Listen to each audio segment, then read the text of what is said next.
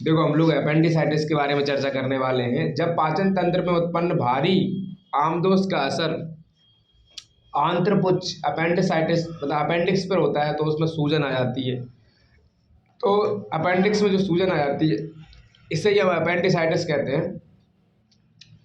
ये अक्सर युवावस्था में ये रोग अधिक देखने को मिलता है। इस रोग में किसी प्रकार की पहले चेतावनी के बिना ही अचानक पेट में सख्त दर्द होता है। रोगी के पेट में लगातार दर्द से रोगी क्या करता है, कराहता रहता है। ऐसी स्थिति बन जाती है। यदि अपेंडिसाइटिस के कारणों की छानबीन की जाए तो निम्नलिखित तथ्य सामने आते हैं। सख्त हो जाने वाला मल जो रहता है वो अपेंडिक्स के पोषण के अवरोध उत्पन्न करता है, इसलिए उसमें सूजन आ जाती है। या कहें कि जैसे खाना है वो जो सख्त हो गया खाना वो अपेंडिक्स में जम गया है, ऐसी स्थिति बन गई है। कभी कभी विषाणुओं या शरीर के अन्य संक्रामक अवयवों से फैला हुआ संक्रमण सूजन उत्पन्न करता है। अरहर खा लो, सेम चने के सूखे व हरे दानों वाला भोजन जो खा लेने से और उसके साबुत दाने निगल लेने से पर भी छिद्र में फंस जाता है जाके, और फंस जाने से वापस सूजन आने लगती है। महिलाओं की ओवेरी में सूजन आ जाने पर भी अपेंडिसाइटिस का दर्द होने लगता है। अपेंडिसाइटिस की पहचान आसान है, इसके लक्षण भी स्पष्ट होते हैं, जैसे बिना पूर्व चेतावनी के अचानक पेट में दर्द होने लगना, सख्त दर्द उठता है।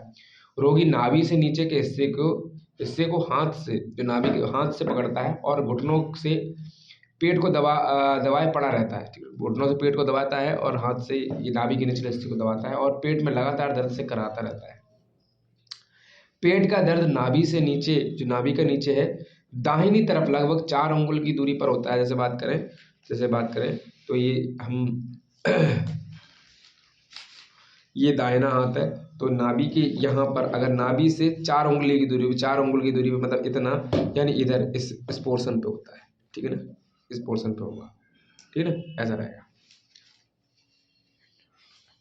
एकाएक एक दो बार उल्टी हो जाती है, रोगी को मल त्याग नहीं होता है, बंद कोष हो जाता है। यदि अपेंडिसाइटिस की सूजन बहुत ज़्यादा हो या पक गया हो, उसमें मवाद बढ़ गया हो तो दर्द होने के स्थान पर कभी कभी लाल रंग का चकत्ता दिखाई पड़ता है। रोगी को टेम्परेचर देखना पड़ेगा, टेम्परेचर बढ़ सकता है। इसका दर्द अधिकतर रात के समय उठता है, ये वाली बात ध्यान रखें, रात के समय अक्सर उठता है दर्द। तो अपेंडिसाइटिस के बारे में अधिक निश्चिंतता के लिए क्या रहता है, अगर और सही तरीके से जाना है तो जो डायग्नोस होता है बेरियम टेस्ट कहते हैं, बेरियम टेस्ट करा के एक्सरे प्लेट निकलवाना पड़ता है, वो आवश्यक रहता है। मुख्य लक्षण यह है कि पेट का तेज दर्द जो लगातार बढ़ता ही जाता है। दर्द प्राय नाभि के आसपास के भाग में आरंभ होता है, फिर यह दाईं और निचले भाग में पहुंच जाता है। भूख नहीं लगती है, उल्टियां होती हैं, कब्ज या थोड़ा थोड़ा बुखार आदि होता है। व्यक्ति को थोड़ा सा खांसने के लिए बोले और देखें कि क्या पेट के नीचे दर्द उठ रहा है क्या। अगर वो खांसते समय उसको दर्द हो रहा है पेट के निचले हिस्से में तो बाईं रान से थोड़ा सा ऊपर धीरे धीरे लेकिन जोर से तब तक दबाएं जब तक पीड़ा का अनुभव नहीं हो। दबा के देखें, तब एकदम से हाथ हटा लें। यदि हाथ उठाते ही पीड़ा की तीखी लहर उठी, जैसे हाथ उठाया और दर्द हुआ एकदम से उसको, तो ये लक्षण समझ जाओ अपेंडिसाइटिस का लक्षण है। यदि बाईं ओर पीड़ा की लहर नहीं उठती, यही क्रिया दाईं ओर भी करके देखें तो समझ जाओ ये चीज़ है। देखो अपेंडिसाइटिस का अचानक हमला होने पर सबसे पहले तो आहार लेना यानी खाना लेना पहले बंद कर देना चाहिए और हिलने डुलने से बचना चाहिए। बिस्तर पर पूरी तरीके से लेटे रहना चाहिए। रोगी को बार बार साधारण गर्म किया हुआ पानी पीना चाहिए, ये चीज़ ध्यान रखनी चाहिए। अपेंडिसाइटिस के रोगी को किसी प्रकार की औषधि का सेवन करने के स्थान पर उपवास रखना चाहिए।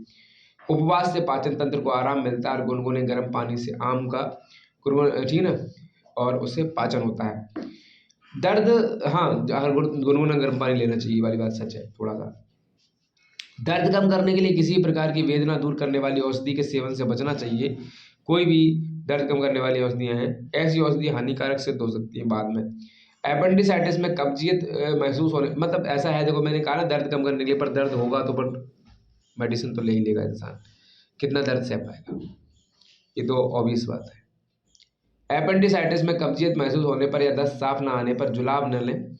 ठीक ना, एनीमा भी ले सकते हैं क्योंकि इससे आंत की पेशियों की गति बढ़ जाने का जो शोथग्रस्त आंत्रपुच्छ पर जो दबाव पड़ता है और वह कई बार फट भी जाता है। ठीक है ना, ठीक है?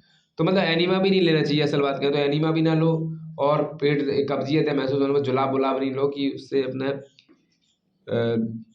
मल सही तरीके से आने लगेगा, तो उससे भी कई बार जोर पड़ जाता है अपेंडिक्स पे, तो उससे कई बार क्या रहता है वो, कई बार क्या होता है उसके वो फट जाता है और परिणाम स्वरूप व्यक्ति की मृत्यु हो जाने का भी खतरा रहता है। ऐसी स्थिति बन जाती है। एपेंडिसाइटिस पर अचानक हमला होने पर सबसे पहले तो आहार बंद करा देना चाहिए। रोगी को बार बार गुनगुना पानी ही पीने को देना चाहिए। गुनगुने पानी से आम का पाचन होता है। इस रोग में जो वातानुलोमक है यानी कि अग्नि प्रदीपक और आम पाचक व्यवस्था रोग को मिटाने में उपयोगी रहता है। रोगी को कुछ दिनों तक तो फलों के रस देना चाहिए, ग्लूकोज का पानी देना चाहिए, चाय कॉफ़ी जैसे तरल आहार का ही सेवन कराना चाहिए और ज़्यादा चीज़ वैसे खाने पीने वाली चीज़ ना दें, मतलब तरल पदार्थ देना चाहिए। दर्द मिट जाने के बाद पाचन तंत्र को आराम देने के लिए रोगी को 2 से 3 दिन तक का उपवास रखना चाहिए। उपवास के दौरान फलाहार या अन्य कोई भी आहार नहीं लेना चाहिए। यदि उपवास सहन ना हो तो फिर एक आसन करना चाहिए। तत्पश्चात थोड़े दिन मूंग की दाल का पानी, मूंग की दाल की एकदम पतली खिचड़ी, भाजी का सूप, मुरमुरे जैसे एकदम हल्का आहार ही लेना चाहिए। ज़्यादा कॉम्प्लेक्स आहार ना लें। यदि दर्द सामान्य हो तो दर्द के स्थान पर गर्म गर्म पानी की थैली का सेक करें और कपड़े के गोटे को गर्म करके उसका सेक भी किया जा सकता है। यदि अपेंडिसाइटिस की सूजन बहुत ज़्यादा हो गई हो, वह पक गया हो, उसमें मवाद बढ़ गया हो और दर्द होने के स्थान पर कभी कभी लाल रंग का चकत्ता दिखाई पड़ता है तो रोगी को कुछ टेम्परेचर बढ़ता है। अपेंडिसाइटिस की यह स्टेज बहुत खतरनाक स्टेज है, मतलब दर्द सहनीय नहीं होता है, बहुत असहनीय दर्द होता है। इसमें आंत्रपुक्ष का ऑपरेशन कराकर उसे कटवा डालना ही हितकारी रहता है, उसे कटवाना ही पड़ता है। याद रहे, पेट का दर्द कम करने के लिए दर्द के स्थान पर तेल मालिश ना करवाएं कि दर्द के साथ तेल मालिश करवाने लगे, और ना ही पेट को मसलवाएं, ठीक है ना, ऐसा नहीं करवाएं। ऐसा करने से रोग बढ़ जाता है और अपेंडिक्स के फट जाने का भय रहता है कि अपेंडिक्स फट जाएगा।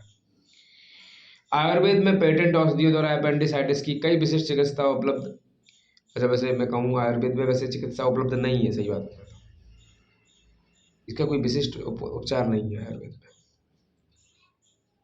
पर फिर भी थोड़ी बहुत औषधियाँ ले सकता है इंसान, जैसे कि चित्रकाट दी बटी की 2-2 गोलियाँ हर आधे घंटे पर गर्म पानी के साथ सेवन करानी चाहिए। ये रोग मिटाने में कई बार उपयोगी रहती है। उसका शंखवटी ले लो, शिवाक्षर पाचन चूर्ण गोली भी सेवन कर सकते हैं। रोगी को पूरा आराम देना चाहिए, मुंह द्वारा कुछ नहीं देना चाहिए, उसके तत्काल आईवी द्वारा ग्लूकोज सलाइन वार्निंग कर देना चाहिए। इस तरीके से उसका ख्याल रखना चाहिए। इसके बाद हम लोग बवासीर यानी पाइल्स के बारे में चर्चा करेंगे।